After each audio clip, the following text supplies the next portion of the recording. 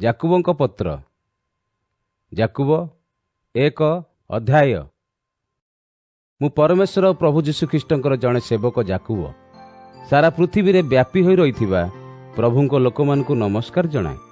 ମୋ ଭାଇ ଓ ଭଉଣୀମାନେ, ତୁମ୍ଭେମାନେ ଅନେକ ପ୍ରକାରର ଅସୁବିଧାର ସମ୍ମୁଖୀନ ହେବ, କିନ୍ତୁ ଏପରି ହେଲାବେଳେ ତୁମ୍ଭେମାନେ ଅଧିକ ଖୁସି ହେବା ଉଚିତ, କାରଣ ତୁମ୍ଭେ ଜାଣିଛ ଯେ ଏହି ଅସୁବିଧା ଗୁଡ଼ିକ ତୁମ୍ଭ ବିଶ୍ୱାସକୁ ପରୀକ୍ଷା କରେ ଓ ଏଗୁଡ଼ିକ ତୁମ୍ଭର ଧୈର୍ଯ୍ୟ ଜନ୍ମାଏ।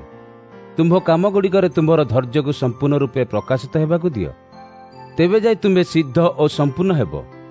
ତୁମ୍ଭର ପ୍ରତ୍ୟେକ ଆବଶ୍ୟକ ବିଷୟ ତୁମ୍ଭେ ପାଇବ। କିନ୍ତୁ ତୁମ୍ଭ ଭିତରୁ ଯଦି କିଏ ଜ୍ଞାନର ଆବଶ୍ୟକ କରେ, ତାହେଲେ ତୁମ୍ଭେ ଏହା ପରମେଶ୍ୱରଙ୍କୁ ମାଗିବା ଉଚିତ। ପରମେଶ୍ୱର ଅତ୍ୟନ୍ତ ଦୟାଳୁ ଅଟନ୍ତି, ସେ ସମସ୍ତଙ୍କୁ ଜ୍ଞାନ ଦେବାରେ ଆନନ୍ଦ ଅନୁଭବ କରନ୍ତି। ଅତଏବ ପରମେଶ୍ୱର ତୁମ୍ଭକୁ ଜ୍ଞାନ ଦେବେ। କିନ୍ତୁ ତୁମ୍ଭେ ଯେତେବେଳେ ପରମେଶ୍ୱରଙ୍କୁ ମାଗିଥାଅ, ସେତେବେଳେ ତୁମକୁ ବିଶ୍ୱାସ କରିବାକୁ ପଡ଼ିବ। ପରମେଶ୍ୱରଙ୍କୁ ସନ୍ଦେହ କର ନାହିଁ। ସନ୍ଦେହୀ ଲୋକ ସମୁଦ୍ରର ଢେଉ ଭଳି, ପବନ ଢେଉକୁ ଉପରକୁ ଉଠାଏ ଓ ତଳକୁ ପକାଏ। ସନ୍ଦେହୀ ଲୋକ ସେଇ ଢେଉ ଭଳି। ସନ୍ଦେହୀ ଲୋକ ଏକାଥରକେ ଦୁଇଟି କଥା ଭାବେ, ତେଣୁ ସେ କରୁଥିବା କୌଣସି ବିଷୟରେ ନିଷ୍ପତ୍ତି ନେଇପାରେ ନାହିଁ। ସେଭଳି ଲୋକ ପ୍ରଭୁଙ୍କଠାରୁ କିଛି ପାଇବ ବୋଲି ଆଶା କରିବା ଉଚିତ ନୁହେଁ। ଯଦି ଜଣେ ବିଶ୍ୱାସୀ ଗରିବ ହୋଇଥାଏ, ତେବେ ପରମେଶ୍ୱର ତାହାକୁ ଆତ୍ମିକ ଭାବେ ଧନୀ କରିଥିବାରୁ ସେ ଗର୍ବ କରିବା ଉଚିତ। ସେହିପରି ଜଣେ ଧନୀ ବିଶ୍ୱାସୀ ଯେ ଆତ୍ମିକ ଭାବରେ ଗରିବ, ତାହା ପରମେଶ୍ୱର ତାହାକୁ ଦେଖାଇ ଦେଇଥିବାରୁ ସେ ଗର୍ବ କରିବା ଉଚିତ। ଧନୀ ଲୋକ ଜଣକ ଘାସର ଫୁଲ ଭଳି ଝଡ଼ି ପଡ଼ି ମରିଯିବ। ସୂର୍ଯ୍ୟ ଉଦୟ ହୋଇ ଅଧିକ ଉତ୍ତପ୍ତ କରେ। ସୂର୍ଯ୍ୟର ଉତ୍ତାପ ଚାରା ଗଛଟିକୁ ଶୁଖାଇ ଦିଏ, ଫୁଲ ଝଡ଼ିଯାଏ। ସେହି ଫୁଲ ଅତି ସୁନ୍ଦର ଥିଲା, କିନ୍ତୁ ଏବେ ତାହା ମୃତ ହେଲା। ଧନୀ ଲୋକର କଥା ମଧ୍ୟ ଠିକ୍ ସେହିଭଳି। ସେ ତାହାର ବ୍ୟବସାୟ ଲାଗି ଯୋଜନା କରୁଥିବା ବେଳେ ମରିଯିବ। ଯେଉଁ ବ୍ୟକ୍ତି ପରୀକ୍ଷିତ ହୋଇ ଦୃଢ଼ ରହିପାରେ, ସେ ଖୁସି ହେବା କଥା, କାରଣ ସେ ତାହାର ବିଶ୍ୱାସକୁ ଦୃଢ଼ ବୋଲି ପ୍ରମାଣିତ କରିସାରିଲା ପରେ ପରମେଶ୍ୱର ତାହାକୁ ଅନନ୍ତ ଜୀବନ ପୁରସ୍କାର ଦେବେ। ପରମେଶ୍ୱରଙ୍କୁ ପ୍ରେମ କରୁଥିବା ସବୁ ଲୋକଙ୍କୁ ପରମେଶ୍ୱର ଏହି ପ୍ରତିଜ୍ଞା ଦେଇଛନ୍ତି। ଯେତେବେଳେ ଜଣେ ବ୍ୟକ୍ତି ପରୀକ୍ଷିତ ହୁଏ, ସେ କହିବା ଉଚିତ ନୁହେଁ ଯେ ପରମେଶ୍ୱର ମୋତେ ପରୀକ୍ଷା କରୁଛନ୍ତି, କାରଣ ମନ୍ଦତା ପରମେଶ୍ୱରଙ୍କୁ ପରୀକ୍ଷା କରିପାରେ ନାହିଁ ଏବଂ ପରମେଶ୍ୱର ନିଜେ କାହାକୁ ପରୀକ୍ଷା କରନ୍ତି ନାହିଁ। ପ୍ରତ୍ୟେକ ବ୍ୟକ୍ତି ତାର ନିଜର ମନ୍ଦ ପ୍ରବୃତ୍ତି ଯୋଗୁଁ ପରୀକ୍ଷିତ ହୁଏ। ତାହାର ମନ୍ଦ ଇଚ୍ଛା ତାହାକୁ ଭସାଇ ନିଏ ଓ ବାନ୍ଧି ରଖେ। ଏହି ଇଚ୍ଛା ହିଁ ପାପକୁ ଜାତ କରେ। ଏହି ପାପ ବଢ଼ି ମୃତ୍ୟୁକୁ ଜନ୍ମ ଦିଏ। ମୋ ଭାଇ ଓ ଭଉଣୀମାନେ, ଏହି ବିଷୟରେ କୌଣସି ପ୍ରକାର ମୂର୍ଖାମିରେ ପଡ଼ ନାହିଁ। ପ୍ରତ୍ୟେକ ଉତ୍ତମ ବିଷୟ ଓ ସିଦ୍ଧଦାନ ପରମେଶ୍ୱରଙ୍କଠାରୁ ଆସିଥାଏ। ଯେଉଁ ପରମ ପିତା ଆକାଶସ୍ଥ ସମସ୍ତ ଜ୍ୟୋତିର୍ଗଣ, ସୂର୍ଯ୍ୟ, ଚନ୍ଦ୍ର, ତାରାଙ୍କୁ ନିର୍ମାଣ କରିଛନ୍ତି, ତାହାଙ୍କଠାରୁ ଏହି ସମସ୍ତ ଉତ୍ତମ ଦାନ ଆସେ। ପରମେଶ୍ୱର ପରିବର୍ତ୍ତିତ ହୁଅନ୍ତି ନାହିଁ, ସେ ସର୍ବଦା ସମାନ ଅଟନ୍ତି। ସତ୍ୟ ବାକ୍ୟ ଦ୍ୱାରା ସେ ଆମମାନଙ୍କୁ ଜୀବନଦାନ ଦେବା ନିମନ୍ତେ ତାହାଙ୍କ ସୃଷ୍ଟ ସମସ୍ତ ବସ୍ତୁ ମଧ୍ୟରୁ ଆମ୍ଭମାନଙ୍କୁ ସର୍ବାଧିକ ମହତ୍ତ୍ୱପୂର୍ଣ୍ଣ କରିବା ତାହାଙ୍କର ଇଚ୍ଛା ଥିଲା। ମୋ ପ୍ରିୟ ଭାଇ ଓ ଭଉଣୀମାନେ, କହିବା ଅପେକ୍ଷା ଶୁଣିବାରେ ବେଶୀ ଇଚ୍ଛୁକ ହୁଅ। ସହଜରେ ରାଗିଯାଅ ନାହିଁ, କାରଣ ଜଣେ ମଣିଷର କ୍ରୋଧ ତାହାକୁ ପରମେଶ୍ୱରଙ୍କ ଇଚ୍ଛାନୁମୋଦିତ ଧାର୍ମିକ ଜୀବନ କାଟିବାକୁ ସାହାଯ୍ୟ କରେ ନାହିଁ। ତେଣୁ ତୁମ୍ଭମାନଙ୍କ ଜୀବନରୁ ପ୍ରତ୍ୟେକ ମନ୍ଦ ବିଷୟ ଓ ମନ୍ଦ କର୍ମକୁ କାଢ଼ି ପକାଅ। ତୁମ୍ଭର ହୃଦୟରେ ବୁଣାଯାଇଥିବା ପରମେଶ୍ୱରଙ୍କ ଶିକ୍ଷାଗୁଡ଼ିକୁ ନମ୍ରତାର ସହିତ ଗ୍ରହଣ କର। ଏହି ଶିକ୍ଷା ତୁମ୍ଭର ଆତ୍ମାକୁ ରକ୍ଷା କରିପାରିବ। ପରମେଶ୍ୱରଙ୍କ ଶିକ୍ଷାଗୁଡ଼ିକ ପାଳନ କର। କେବଳ ଯେ ଶୁଣିବ ତାହା ନୁହେଁ, କିନ୍ତୁ କାର୍ଯ୍ୟରେ ଦେଖାଇବା ଦରକାର। କେବଳ ବସି ରହି ଶୁଣିବା ଦ୍ୱାରା ତୁମ୍ଭେ ପ୍ରକୃତରେ ନିଜକୁ ଠକୁଛ। ଯଦି ଜଣେ ପରମେଶ୍ୱରଙ୍କ ଶିକ୍ଷାକୁ କେବଳ ଶୁଣେ ଓ କିଛି କରେ ନାହିଁ, ସେ ଲୋକ ଦର୍ପଣରେ ନିଜ ମୁହଁ ଦେଖିଲା ଭଳି ଅଟେ। ସେ ଦର୍ପଣରେ ନିଜକୁ ଦେଖେ ଓ ଦୂରେଇ ଚାଲିଯାଏ ଓ ଶୀଘ୍ର ଭୁଲିଯାଏ ଯେ ସେ କିପରି ଦିଶୁଥିଲା। କିନ୍ତୁ ପ୍ରକୃତ ସୁଖୀ ଲୋକ ଯତ୍ନ ସହକାରେ ପରମେଶ୍ୱରଙ୍କର ସିଦ୍ଧ ବ୍ୟବସ୍ଥାକୁ ଅଧ୍ୟୟନ କରେ, ଯାହା ମନୁଷ୍ୟମାନଙ୍କୁ ସ୍ୱାଧୀନ କରିଥାଏ। ସେ ସର୍ବଦା ତାହା ଅଧ୍ୟୟନ କରୁଥାଏ। ସେ ପରମେଶ୍ୱରଙ୍କ ଶିକ୍ଷାକୁ ଶୁଣେ ଓ ସେହି ଶୁଣିଥିବା ବିଷୟ ଭୁଲିଯାଏ ନାହିଁ।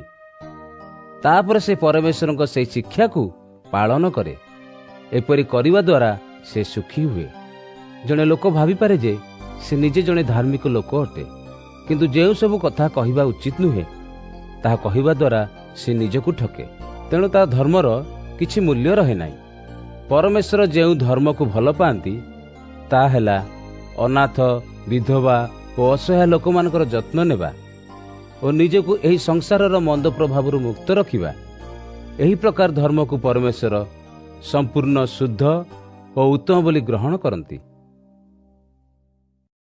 ଯାକୁବ 2 ଅଧ୍ୟାୟ। ମୋ ପ୍ରିୟ ଭାଇ ଓ ଭଉଣୀମାନେ, ଆମ୍ଭର ମହିମାମୟ ପ୍ରଭୁ ଯୀଶୁ ଖ୍ରୀଷ୍ଟଙ୍କୁ ତୁମେମାନେ ବିଶ୍ୱାସ କର।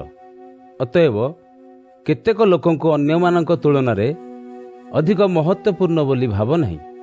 ମନେକର, ଜଣେ ଲୋକ ଖୁବ୍ ଦାମିକା ସୁନ୍ଦର ଲୁଗାପଟା ଓ ସୁନା ମୁଦି ପିନ୍ଧି ତୁମର ସଭାକୁ ଆସେ ଓ ଅନ୍ୟ ଗରିବ ଲୋକ ଜଣେ ମଇଳା ପୁରୁଣା ଲୁଗା ପିନ୍ଧି ସେତିକିବେଳେ ଆସେ। ତୁମ୍ଭେ ଦାମିକା ସୁନ୍ଦର ଲୁଗାପଟା ପିନ୍ଧିଥିବା ଲୋକକୁ ଡାକି ବିଶେଷ ଅଭ୍ୟର୍ଥନା ଜଣାଇ କହିଥାଅ, ଏହି ଭଲ ଆସନରେ ବସନ୍ତୁ।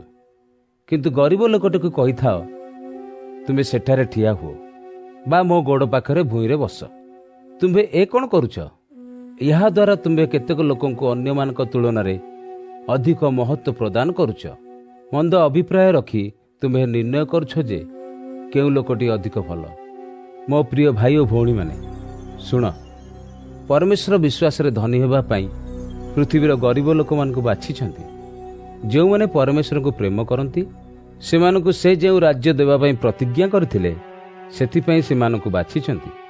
କିନ୍ତୁ ତୁମ୍ଭେ ଗରିବ ଲୋକଙ୍କୁ କୌଣସି ସମ୍ମାନ ଦେଉନାହ ଏବଂ ତୁମେ ଜାଣିଛ ଯେ ଧନୀ ଲୋକମାନେ ତୁମ୍ଭର ଜୀବନକୁ ନିୟନ୍ତ୍ରଣ କରିବାକୁ ଚେଷ୍ଟା କରୁଛନ୍ତି ଓ ସେହିମାନେ ତୁମ୍ଭକୁ କଚେରୀକୁ ଟାଣି ନେଇଯାଆନ୍ତି। ଏବଂ ଯେଉଁ ମହତ ନାମରେ ତୁମମାନେ ନାମିତ ହୋଇଅଛ ଓ ଯେ ତୁମମାନଙ୍କୁ ଆପଣାର କରିଅଛନ୍ତି, ସେମାନେ ତାହାଙ୍କର ନିନ୍ଦା କରନ୍ତି। ଗୋଟିଏ ନିୟମ ଅନ୍ୟ ସମସ୍ତ ନିୟମଗୁଡ଼ିକ ଉପରେ ଆଧିପତ୍ୟ କରେ। ଶାସ୍ତ୍ରରେ ଏହି ରାଜକୀୟ ନିୟମଟି ମିଳେ, ତୁମ୍ଭେ ଆପଣା ପ୍ରତିବାସୀକୁ ଆତ୍ମତୁଲ୍ୟ ପ୍ରେମ କର। ଯଦି ତୁମେ ଏହି ନିୟମ ପାଳନ କରୁଛ, ତାହେଲେ ତୁମେ ଠିକ୍ କରୁଛ। କିନ୍ତୁ ଯଦି ତୁମେ ଜଣକୁ ଅନ୍ୟ ଜଣକ ତୁଳନାରେ ଅଧିକ ମହତ୍ତ୍ୱ ଦେଉଛ, ତାହେଲେ ତୁମେ ପାପ କରୁଛ। ସେହି ରାଜକୀୟ ବ୍ୟବସ୍ଥା ପ୍ରମାଣ କରେ ଯେ ତୁମେ ପରମେଶ୍ୱରଙ୍କ ନିୟମ ଭଙ୍ଗ କରିବାରେ ଦୋଷୀ ଅଟ। ଜଣେ ଲୋକ ହୁଏତ ପରମେଶ୍ୱରଙ୍କ ସବୁ ବ୍ୟବସ୍ଥା ପାଳନ କରୁଥାଇପାରେ, କିନ୍ତୁ ସେ ଯଦି ଗୋଟିଏ ଆଜ୍ଞାର ଅବାଧ୍ୟ ହୁଏ, ତାହେଲେ ସେ ବ୍ୟବସ୍ଥାର ସମସ୍ତ ଆଜ୍ଞା ଭଙ୍ଗ କରିବା ଦୋଷରେ ଦୋଷୀ ହୁଏ। ପରମେଶ୍ୱର କହିଛନ୍ତି, ବ୍ୟଭିଚାରର ପାପ କର ନାହିଁ। ସେହି ପରମେଶ୍ୱର ପୁନଃ କହିଛନ୍ତି, ହତ୍ୟା କର ନାହିଁ। ଅତଏବ ତୁମ୍ଭେ ଯଦି ବ୍ୟଭିଚାର ପାପ କରିନାହ କିନ୍ତୁ ଜଣକୁ ହତ୍ୟା କରିଛ, ତାହେଲେ ପରମେଶ୍ୱରଙ୍କ ବ୍ୟବସ୍ଥା ଭାଙ୍ଗିବା ଦୋଷରେ ଦୋଷୀ ହେଲ। ଲୋକମାନଙ୍କୁ ସ୍ୱାଧୀନ କରୁଥିବା ବ୍ୟବସ୍ଥା ଦ୍ୱାରା ତୁମ୍ଭର ବିଚାର ହେବ। ପ୍ରତ୍ୟେକ କଥା କହିଲା ବେଳେ ଓ ପ୍ରତ୍ୟେକ କାମ କଲାବେଳେ ତୁମେ ଏହି କଥା ମନେ ରଖିବା ଉଚିତ। ତୁମ୍ଭେ ଅନ୍ୟମାନଙ୍କ ପ୍ରତି ନିଶ୍ଚୟ ଦୟା ଦେଖାଇବା ଉଚିତ। ଯଦି ତୁମେ ଦୟା ନ ଦେଖାଇବ, ତାହେଲେ ପରମେଶ୍ୱର ବିଚାର କଲାବେଳେ ତୁମ୍ଭ ପ୍ରତି ମଧ୍ୟ ସେ ଦୟା ଦେଖାଇବେ ନାହିଁ। କିନ୍ତୁ ଅନ୍ୟମାନଙ୍କୁ ଦୟା ଦେଖାଇଥିବା ବ୍ୟକ୍ତି ତାହାର ବିଚାର ହେଲାବେଳେ ନିର୍ଭୟରେ ଠିଆ ହେବ। ମୋ ଭାଇ ଓ ଭଉଣୀମାନେ, ଯଦି ଜଣେ କୁହେ ଯେ ସେ ଜଣେ ବିଶ୍ୱାସୀ କିନ୍ତୁ କିଛି କର୍ମ କରେ ନାହିଁ, ତାହେଲେ ତାହାର ବିଶ୍ୱାସ ମୂଲ୍ୟହୀନ। କ'ଣ ଏଭଳି ବିଶ୍ୱାସ ତାହାକୁ ରକ୍ଷା କରିପାରିବ? ନା। ଖ୍ରୀଷ୍ଟଙ୍କଠାରେ ବିଶ୍ୱାସ କରୁଥିବା ଜଣେ ଭାଇ ବା ଭଉଣୀ ପିନ୍ଧିବାକୁ ଲୁଗା ବା ଖାଇବାକୁ ଖାଦ୍ୟ ଆବଶ୍ୟକ କରିପାରେ ଏବଂ ତୁମେ ତାହାକୁ କହୁଛ, ପରମେଶ୍ୱର ତୁମ୍ଭ ସହିତ ଥାଆନ୍ତୁ। ତୁମ୍ଭେ ଉଷ୍ମ ରୁହ ଓ ଖାଇବାକୁ ପ୍ରଚୁର ପାଅ। ତୁମ୍ଭେ ଏଗୁଡ଼ିକ ବିଷୟରେ ଖାଲି କହୁଛ, କିନ୍ତୁ ତାହାର ଆବଶ୍ୟକ ଥିବା ଜିନିଷ ତାହାକୁ ଦେଉନାହ। ଯଦି ତୁମ୍ଭେ ତାହାକୁ ସାହାଯ୍ୟ କରୁନାହ, ତାହେଲେ ତୁମ୍ଭର କଥାଗୁଡ଼ିକ ସମ୍ପୂର୍ଣ୍ଣ ମୂଲ୍ୟହୀନ ଅଟେ। ବିଶ୍ୱାସ ବିଷୟରେ ମଧ୍ୟ ଠିକ୍ ସେହି କଥା ଅଟେ। ଯଦି ବିଶ୍ୱାସ କିଛି କାର୍ଯ୍ୟ ଉତ୍ପନ୍ନ ନ କରେ, ତେବେ ସେହି ବିଶ୍ୱାସ ମୃତ ଅଟେ। ଜଣେ ଲୋକ କହିପାରେ, ତୁମ ପାଖରେ ବିଶ୍ୱାସ ଅଛି, ପୁଣି ମୋ ପାଖରେ କର୍ମ ଅଛି। ତୁମ୍ଭେ କର୍ମ ବିନା ତୁମ୍ଭର ବିଶ୍ୱାସ ମୋତେ ଦେଖାଅ, ଆଉ ମୁଁ ମୋ କର୍ମଗୁଡ଼ିକ ଦ୍ୱାରା ମୋ ବିଶ୍ୱାସ ତୁମକୁ ଦେଖାଇବି। ତୁମେ ବିଶ୍ୱାସ କର ଯେ କେବଳ ଜଣେ ପରମେଶ୍ୱର ଅଛନ୍ତି। ଭଲ କଥା, କିନ୍ତୁ ଭୂତମାନେ ମଧ୍ୟ ଏହା ବିଶ୍ୱାସ କରନ୍ତି ଓ ଭୟରେ ଥରହର ହୁଅନ୍ତି। ହେ ମୂର୍ଖ ଲୋକ, କର୍ମଗୁଡ଼ିକ ବିନା ବିଶ୍ୱାସ ଯେ ମୂଲ୍ୟହୀନ ଅଟେ, ଏହାର ପ୍ରମାଣ କ'ଣ ତୁମେ ଦେଖିବାକୁ ଚାହୁଁଛ? ଅବ୍ରାହମ ଆମ୍ଭର ପିତା, ସେ ନିଜର କର୍ମଗୁଡ଼ିକ ଦ୍ୱାରା ପରମେଶ୍ୱରଙ୍କ ନିକଟରେ ଧାର୍ମିକ ଭାବେ ଗଣାଗଲେ। ସେ ବେଦୀ ଉପରେ ନିଜ ପୁତ୍ର ଇସାକଙ୍କୁ ବଳି ରୂପରେ ପରମେଶ୍ୱରଙ୍କଠାରେ ଉତ୍ସର୍ଗ କଲେ। ଅତଏବ ତୁମେ ଦେଖ ଯେ ଅବ୍ରାହମଙ୍କର ବିଶ୍ୱାସ ଓ କର୍ମ ଏକା ସାଙ୍ଗରେ କାମ କରୁଥିଲା। ତାହାଙ୍କ କାମ ଦ୍ୱାରା ହିଁ ତାହାଙ୍କର ବିଶ୍ୱାସ ସିଦ୍ଧ ହେଲା। ଏହାଦ୍ୱାରା ଶାସ୍ତ୍ରର ସମ୍ପୂର୍ଣ୍ଣ ଅର୍ଥ ପ୍ରକାଶିତ ହୁଏ ଯେ ଅବ୍ରାହମ ପରମେଶ୍ୱରଙ୍କୁ ବିଶ୍ୱାସ କଲେ ଓ ପରମେଶ୍ୱର ଅବ୍ରାହମଙ୍କ ବିଶ୍ୱାସକୁ ଗ୍ରହଣ କଲେ। ସେହି ବିଶ୍ୱାସ ଅବ୍ରାହମକୁ ପରମେଶ୍ୱରଙ୍କ ନିକଟରେ ଧାର୍ମିକ କଲା। ପରମେଶ୍ୱରଙ୍କ ମିତ୍ର ବୋଲି ଅବ୍ରାହମ ଡକାଗଲେ। ଅତଏବ ତୁମ୍ଭେ ଦେଖ ଯେ କର୍ମ ଦ୍ୱାରା ଜଣେ ଲୋକ ପରମେଶ୍ୱରଙ୍କ ନିକଟରେ ଧାର୍ମିକ ହୋଇପାରୁଛି, ସେ କେବଳ ବିଶ୍ୱାସ ଦ୍ୱାରା ଧାର୍ମିକ ହୋଇପାରିବ ନାହିଁ। ଆଉ ଗୋଟିଏ ଉଦାହରଣ ହେଉଛି ରାହାବ। ସେ ଜଣେ ବେଶ୍ୟା ଥିଲା, କିନ୍ତୁ ସେ ନିଜ କର୍ମଗୁଡ଼ିକ କାରଣରୁ ପରମେଶ୍ୱରଙ୍କ ନିକଟରେ ଧାର୍ମିକା ହେଲା। ସେ ପରମେଶ୍ୱରଙ୍କ ଗୁପ୍ତଚରମାନଙ୍କୁ ସାହାଯ୍ୟ କଲା ଓ ସେମାନଙ୍କୁ ନିଜ ଘରେ ସ୍ୱାଗତ କଲା ଓ ଅନ୍ୟ ବାଟ ଦେଇ ସେମାନଙ୍କୁ ପଳାୟନ କରିବାରେ ସାହାଯ୍ୟ କଲା। ଆତ୍ମା ନଥିଲେ ଜଣେ ମନୁଷ୍ୟର ଶରୀରଟି ମୃତ ହୋଇଯାଏ। ସେହିପରି ବିଶ୍ୱାସ ବିଷୟରେ ମଧ୍ୟ ଏହି କଥାଟି ସତ, କର୍ମ ନଥିଲେ ବିଶ୍ୱାସ ମୃତ ଅଟେ। ଯାକୁବ 3 ଅଧ୍ୟାୟ। ମୋ ଭାଇ ଓ ଭଉଣୀମାନେ, ତୁମ୍ଭମାନଙ୍କ ଭିତରୁ ଅନେକ ଶିକ୍ଷକ ହେବା ଉଚିତ ନୁହେଁ, କାରଣ ତୁମ୍ଭେ ଜାଣ ଯେ ଆମ୍ଭେ ଶିକ୍ଷକମାନେ ଅନ୍ୟ ଲୋକମାନଙ୍କ ଅପେକ୍ଷା ଅଧିକ କଠୋର ଭାବରେ ବିଚାରିତ ହେବୁ। ଆମ୍ଭେ ସମସ୍ତେ ଅନେକ ଭୁଲ କରୁ। ଯଦି ଜଣେ ଲୋକ କୌଣସି ଭୁଲ କଥା କହିନାହିଁ, ତାହେଲେ ସେ ଜଣେ ସିଦ୍ଧ ମଣିଷ ଅଟେ। ସେ ନିଜ ସମସ୍ତ ଶରୀରକୁ ମଧ୍ୟ ସଂଯତ କରିପାରିବ। ଘୋଡ଼ାମାନଙ୍କୁ ନିଜ ବଶରେ ରଖିବା ପାଇଁ ସେମାନଙ୍କ ମୁହଁରେ ଆମ୍ଭେ ଲଗାମ ଲଗାଇଥାଉ। ଆମ୍ଭେ ଏହିପରି ଭାବରେ ସେମାନଙ୍କର ସମ୍ପୂର୍ଣ୍ଣ ଶରୀରକୁ ବଶୀଭୂତ କରିଥାଉ। ସମୁଦ୍ରର ଜାହାଜ କ୍ଷେତ୍ରରେ ମଧ୍ୟ ସେହିପରି ହୋଇଥାଏ। ଜାହାଜଟି ଆକାରରେ ବହୁତ ବଡ଼ ଓ ଏହା ପ୍ରବଳ ପବନ ଦ୍ୱାରା ଚାଳିତ ହୋଇଥାଏ, କିନ୍ତୁ ଛୋଟ ମଙ୍ଗଟି ସେହି ବଡ଼ ଜାହାଜଟିକୁ ନିୟନ୍ତ୍ରିତ କରିଥାଏ। ଯେଉଁ ଲୋକ ଏହି ଯନ୍ତ୍ରଟିକୁ ଚାଳନା କରେ, ସେ ସ୍ଥିର କରେ ଯେ ଜାହାଜଟି କେଉଁଠାକୁ ଯିବ। ସେ ଲୋକ ଯେଉଁଠାକୁ ଚାହେଁ ଜାହାଜଟି ସେଠାକୁ ଯାଏ। ଆମ୍ଭ ଜିହ୍ୱା ନିମନ୍ତେ ମଧ୍ୟ ଏହି ବିଷୟ ସମାନ ଅଟେ। ଜିହ୍ୱାଟି ଶରୀରର ଏକ ଅତି କ୍ଷୁଦ୍ର ଅଙ୍ଗ, କିନ୍ତୁ ଏହା ଅତ୍ୟଧିକ ମାତ୍ରାରେ ଗର୍ବ କରିଥାଏ। ଜିହ୍ୱା ହେଉଛି ଏକ ଛୋଟ ଅଗ୍ନିଶିଖା ଭଳି। ଯେଉଁ ଛୋଟ ଅଗ୍ନିଶିଖାଟି ଗୋଟିଏ ବଡ଼ ଜଙ୍ଗଲରେ ନିଆଁ ଲଗାଇ ଦେଇପାରିବ। ଆମ୍ଭ ଶରୀରର ଅଙ୍ଗଗୁଡ଼ିକ ଭିତରେ ଜିହ୍ୱା ହେଉଛି ସବୁଠାରୁ ମନ୍ଦ। କିପରି? ଜିହ୍ୱା ଆମ୍ଭ ଶରୀର ମାଧ୍ୟମରେ ନିଜର ମନ୍ଦତା ପ୍ରସାର କରେ। ଏହା ଏପରି ଅଗ୍ନି ସୃଷ୍ଟି କରେ ଯେ ତା ସମଗ୍ର ଜୀବନକୁ ପ୍ରଭାବିତ କରେ। ଜିହ୍ୱା ଏହି ଅଗ୍ନିକୁ ନରକରୁ ପାଇଥାଏ। ମଣିଷ ପ୍ରତ୍ୟେକ ପ୍ରକାର ହିଂସ୍ର ପଶୁ, ପକ୍ଷୀ, ସରୀସୃପ ଓ ମାଛକୁ ବଶବର୍ତ୍ତୀ କରିପାରେ ଓ କରିଛି ମଧ୍ୟ, କିନ୍ତୁ କୌଣସି ମଣିଷ ଜିହ୍ୱାକୁ ବଶୀଭୂତ କରିପାରି ନାହିଁ। ଏହା ଅତି ଦୁର୍ଦାନ୍ତ ଓ ମନ୍ଦ ଅଟେ। ଏହା ଏକ ବିଷଯୁକ୍ତ ଘାତକ ଅଟେ। ଏହି ଜିହ୍ୱା ଦ୍ୱାରା ଆମ୍ଭେ ଆମ୍ଭ ପ୍ରଭୁ ଓ ପିତାଙ୍କ ଗୁଣଗାନ କରୁ, କିନ୍ତୁ ତାପରେ ପରମେଶ୍ୱର ଯେଉଁ ଲୋକମାନଙ୍କୁ ନିଜ ସାଦୃଶ୍ୟରେ ତିଆରି କରିଛନ୍ତି, ସେହି ଲୋକମାନଙ୍କୁ ଅଭିଶାପ ଦେଉ। ଗୁଣଗାନ ଓ ଅଭିଶାପ ସେହି ଗୋଟିଏ ମୁହଁରୁ ବାହାରେ। ମୋ ଭାଇ ଓ ଭଉଣୀମାନେ, ଏଭଳି ହେବା ଉଚିତ ନୁହେଁ। ଗୋଟିଏ ସମାନ ଝରଣାରୁ ଉଭୟ ଭଲ ଓ ମନ୍ଦ ପାଣି କ'ଣ ଝରି ଆସିପାରେ? ନା। ମୋ ଭାଇ ଓ ଭଉଣୀମାନେ, ଡିମ୍ବିରି ଗଛରେ କ'ଣ ଜିତ ଫଳ ଫଳେ? ନା। ଦ୍ରାକ୍ଷଲତା କ'ଣ ଡିମ୍ବିରି ଉତ୍ପନ୍ନ କରିପାରେ? ନା। ଗୋଟିଏ ଲୁଣିଆ ପାଣିର କୂଅ କେବେ ମିଠା ପାଣି ଦେଇପାରେ ନାହିଁ। ତୁମମାନଙ୍କ ଭିତରେ ପ୍ରକୃତ ଜ୍ଞାନୀ ଓ ବୁଦ୍ଧିମାନ କିଏ ଅଛି? ତାହେଲେ ସେ ଧାର୍ମିକ ଜୀବନଯାପନ କରି ନିଜର ବିଜ୍ଞତା ଦେଖାଉ। ସେ ନମ୍ର ଭାବରେ ଭଲ କାମ କରିବା ଉଚିତ। ଜ୍ଞାନୀ ଲୋକ ଗର୍ବ କରେ ନାହିଁ। ଯଦି ତୁମ୍ଭେ ନିହାତି ସ୍ୱାର୍ଥପର ଓ ତୁମ୍ଭ ହୃଦୟରେ ଈର୍ଷାଭାବ ଅଛି, ତାହେଲେ ତୁମ୍ଭର ଗର୍ବ କରିବା ପାଇଁ କିଛି କାରଣ ନାହିଁ। ତୁମ୍ଭର ଅହଙ୍କାର କେବଳ ମିଛ ଏବଂ ତା ସତ୍ୟକୁ ଘୋଡ଼ାଇ ଦିଏ। ଏହି ପ୍ରକାର ଜ୍ଞାନ ପରମେଶ୍ୱରଙ୍କ ଠାରୁ ଆସେ ନାହିଁ, ମାତ୍ର ଏହି ଜ୍ଞାନ ସଂସାରରୁ ଆସେ। ଏହା ଆତ୍ମିକ ନୁହେଁ, ଏହା ଶୈତାନ ଠାରୁ ଆସିଛି। ଯେଉଁଠାରେ ଈର୍ଷାଭାବ ଓ ସ୍ୱାର୍ଥପର ମନୋଭାବ ଅଛି, ସେହିଠାରେ ସମସ୍ତ ପ୍ରକାର ବିଶୃଙ୍ଖଳା ଓ ସମସ୍ତ ପ୍ରକାରର ମନ୍ଦତା ଦେଖାଯାଏ। କିନ୍ତୁ ପରମେଶ୍ୱରଙ୍କ ଠାରୁ ଆସିଥିବା ଜ୍ଞାନ ଏହିପରି। ପ୍ରଥମରେ ଏହା ପବିତ୍ର, ଶାନ୍ତିପୂର୍ଣ୍ଣ, ଭଦ୍ର ଓ ପ୍ରସନ୍ନ ଅଟେ। ଯେଉଁମାନେ ଅସୁବିଧା ବା କଷ୍ଟରେ ପଡ଼ିଛନ୍ତି, ଏହି ଜ୍ଞାନ ସେମାନଙ୍କୁ ସାହାଯ୍ୟ କରିବା ପାଇଁ ସର୍ବଦା ପ୍ରସ୍ତୁତ ଥାଏ ଓ ଏହା ଅନ୍ୟମାନଙ୍କର ମଙ୍ଗଳ କରେ। ଏହି ଜ୍ଞାନ ସର୍ବଦା ନିରପେକ୍ଷ ଓ ନିଷ୍ଠାପର ଅଟେ। ଯେଉଁ ଲୋକମାନେ ଶାନ୍ତିପୂର୍ଣ୍ଣ ଭାବରେ ଶାନ୍ତି ପାଇଁ କାମ କରନ୍ତି, ସେମାନେ ଧାର୍ମିକ ଜୀବନଯାପନ ଦ୍ୱାରା ସେଥିରୁ ଉତ୍ପନ୍ନ ଉତ୍ତମ ବିଷୟମାନ ପାଆନ୍ତି।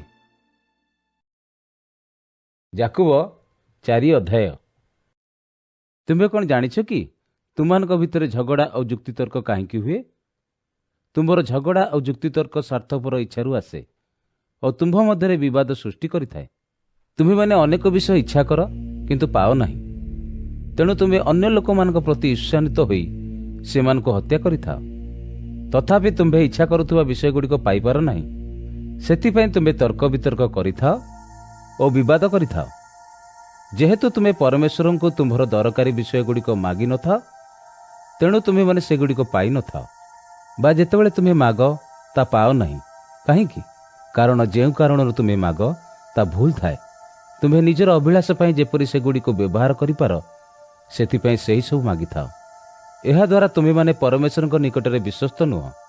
ତୁମେ ଜାଣି ରଖିବା ଉଚିତ ଯେ ଜଗତକୁ ଭଲ ପାଇବା ଓ ପରମେଶ୍ୱରଙ୍କୁ ଘୃଣା କରିବା ବିଷୟ ସମାନ।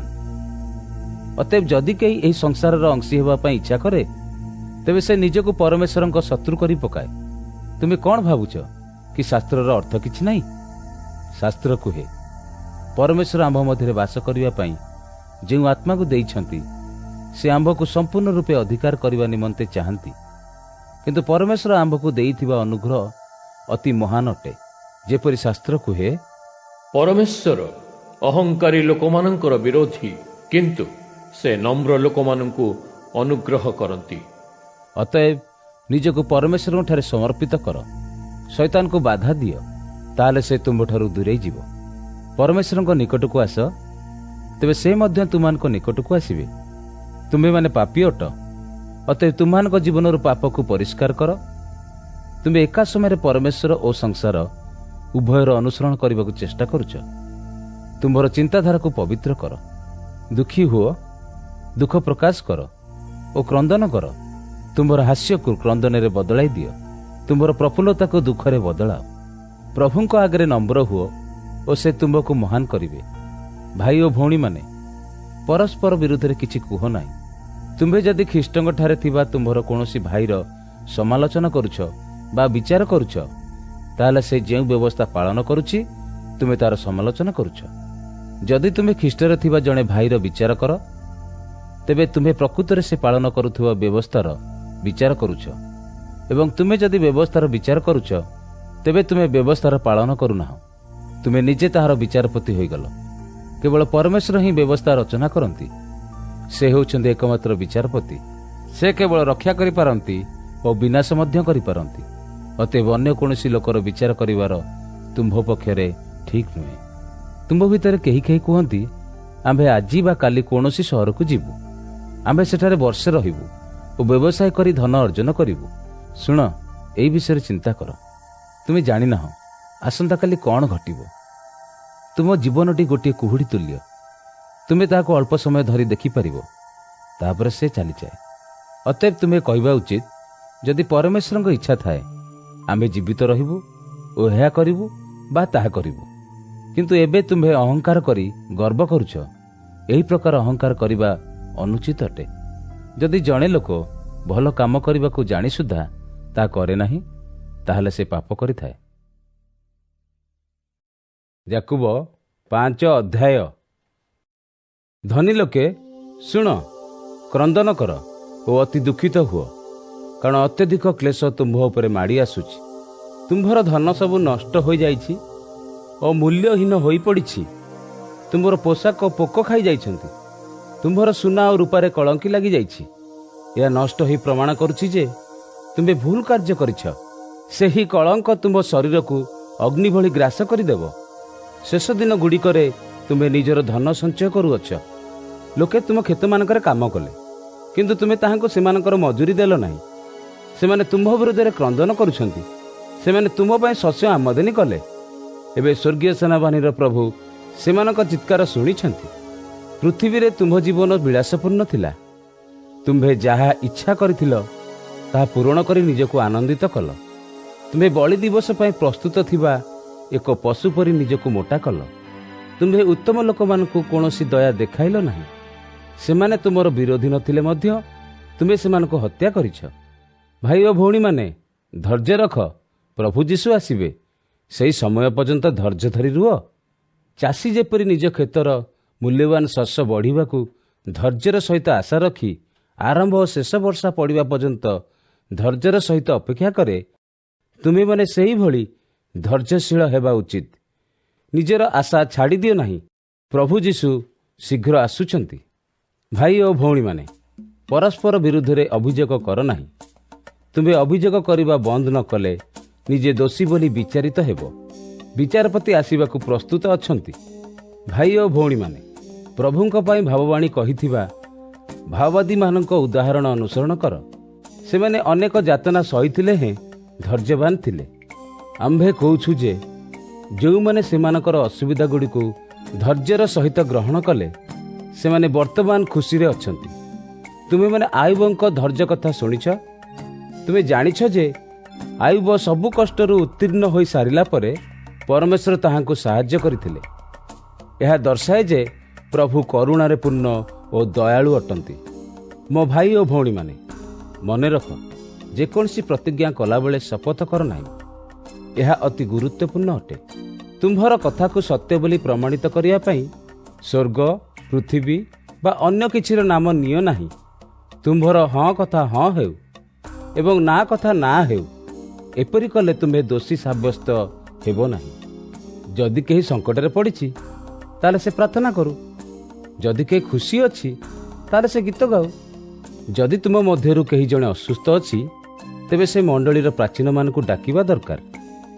ସେମାନେ ପ୍ରଭୁଙ୍କ ନାମରେ ତାହାଙ୍କୁ ତେଲ ମଖାଇବେ ଓ ତାଙ୍କ ପାଇଁ ପ୍ରାର୍ଥନା କରିବେ। ବିଶ୍ୱାସରେ କରାଯାଇଥିବା ସେହି ପ୍ରାର୍ଥନା ରୋଗୀକୁ ସୁସ୍ଥ କରିଦେବ। ପ୍ରଭୁ ତାହାକୁ ସୁସ୍ଥ କରିବେ। ଯଦି ଏହି ଲୋକଟି ପାପ କରିଥାଏ ତେବେ ପରମେଶ୍ୱର ତାହାକୁ କ୍ଷମା କରିବେ। ତୁମ୍ଭେ କରିଥିବା ପାପଗୁଡ଼ିକୁ ପରସ୍ପର ନିକଟରେ ସ୍ୱୀକାର କର। ତାପରେ ପରସ୍ପର ପାଇଁ ପ୍ରାର୍ଥନା କର। ପରମେଶ୍ୱର ଯେପରି ତୁମକୁ ସୁସ୍ଥ କରିଦିଅନ୍ତି ସେଥି ନିମନ୍ତେ ଏପରି କର। ଜଣେ ଧାର୍ମିକ ଲୋକ ଯେତେବେଳେ ନିରନ୍ତର ପ୍ରାର୍ଥନା କରେ ସେତେବେଳେ ମହାନ ଘଟଣାମାନ ଘଟିଥାଏ। ଏଲିୟ ଆମ୍ଭ ଭଳି ଜଣେ ସାଧାରଣ ଲୋକ ଥିଲେ। ସେ ବର୍ଷା ନ ହେବା ପାଇଁ ପ୍ରାର୍ଥନା କଲେ ଏବଂ ଭୂମି ଉପରେ 3 ବର୍ଷ 6 ମାସ ଧରି ବର୍ଷା ହେଲା ନାହିଁ। ତାପରେ ଏଲିୟ ବର୍ଷା ହେବା ପାଇଁ ପ୍ରାର୍ଥନା କଲେ। ଆକାଶରୁ ବର୍ଷା ହେଲା ଓ ପୃଥିବୀରେ ପୂର୍ଣ୍ଣ ଶସ୍ୟ ଉତ୍ପନ୍ନ ହେଲା। ମୋ ଭାଇ ଓ ଭଉଣୀମାନେ, ତୁମ୍ଭ ଭିତରୁ ଯଦି ଜଣେ ସତ୍ୟରୁ ବିଚଳିତ ହୋଇଯାଏ ତେବେ ଅନ୍ୟ ଜଣେ ତାହାକୁ ସତ୍ୟକୁ ଫେରାଇ ଆଣିବା ପାଇଁ ସାହାଯ୍ୟ କରୁ। ଏହା ମନେ ରଖ, ଯେଉଁ ଲୋକ ମନ୍ଦ ମାର୍ଗରୁ ଜଣେ ପାପୀକୁ ଫେରାଇ ଆଣେ ତେବେ ସେ ମୃତ୍ୟୁରୁ ତାହାର ଆତ୍ମାକୁ ରକ୍ଷା କରେ। ଏହା କରିବା ଦ୍ୱାରା ସେହି ଲୋକ ଅନେକ ପାପ କ୍ଷମାର କାରଣ ହୋଇପାରିଥାଏ।